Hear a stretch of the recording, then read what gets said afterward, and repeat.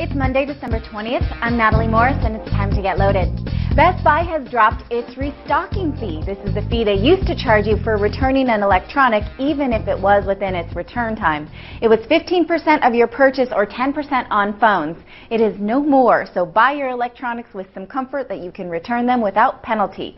What was that fee really for anyway? Just putting the gadgets back on the shelves? Good riddance, restocking fee.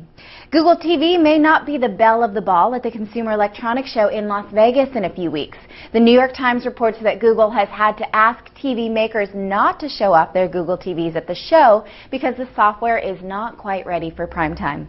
A new privacy bill is circulating, and it aims to set ground rules for companies that collect user data and use that data for marketing or tracking or any other reason. The bill is called the Privacy Bill of Rights, and it is being championed by the Commerce Department. It's part of the government's attempt to stop companies from collecting your information without you knowing about it.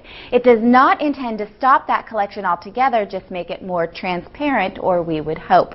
Meanwhile, in the UK, the government wants to make all pornography opt-in. This means that adult content would be blocked by default so that minors could not browse it at their leisure. So if you are a willing adult of an appropriate age, you will have to specify that you are eligible to look at that site of your fancy and then prove your eligibility, which may shame some out of using some sites and also block content that is not pornographic. Interesting idea in theory. It could be a little hairy in implementation.